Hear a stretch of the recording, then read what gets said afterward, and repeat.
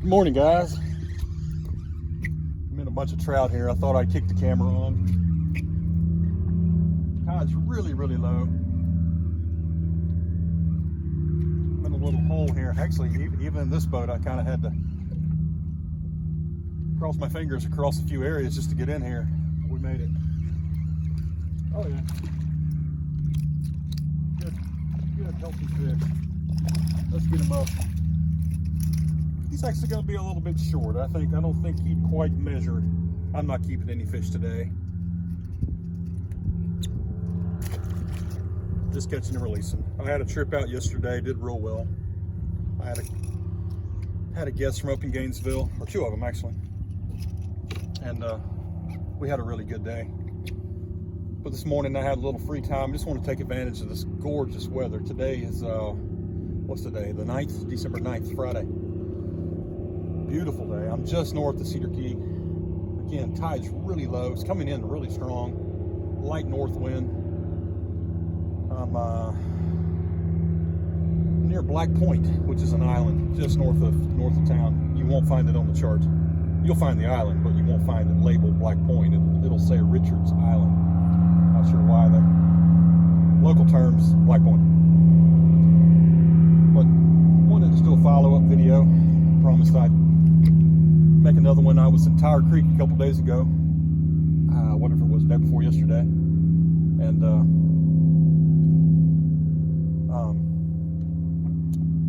went exploring around just for some redfish. I like to explore.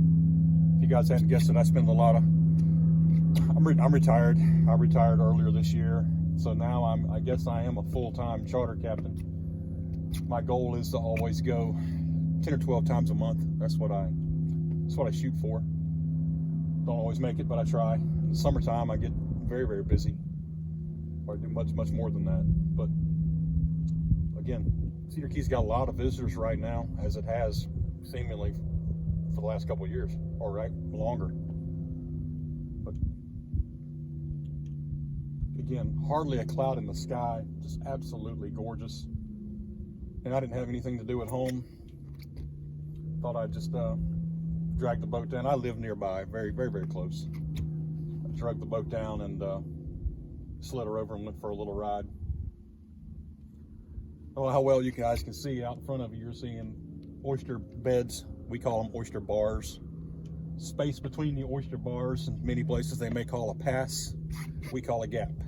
So I'm in a gap right now, literally sitting in the middle of one. There's a lot of the gaps just beyond them with the tide. With the incoming, you'll find a little hole generally, and with the outgoing part of it, you'll find a little hole. And when I say hole, all the water around is on a medium tide is 2 feet or less, and then in the hole could be 4 to 6 feet, sometimes more. I mean, that's not gospel, but that's a kind of a general rule you can look at. But right in front of me, there's a hole, and there's a lot of fish in it right now. I think I've caught 7 or 8. Most of them were keepers again. But I wanted to get some posts on YouTube, get some videos uploaded. And today's a good day to do it. I spent a lot of my young life right in here, right in this area, picking up oysters commercially, getting oysters to sell to make extra money. Did it for years and years. And then I started my career in the mid 1990s, but I still oystered occasionally through that time. And fortunately, with the job that I had a lot of free time, which was nice. I was blessed to have such a wonderful job. I've been blessed all my whole life, really. I've never been wealthy by no means, but I've had a lot of fun, and I've been able to do essentially exactly what I wanted. But we'll get into philosophy later. But but yeah, I used to get oysters here a lot.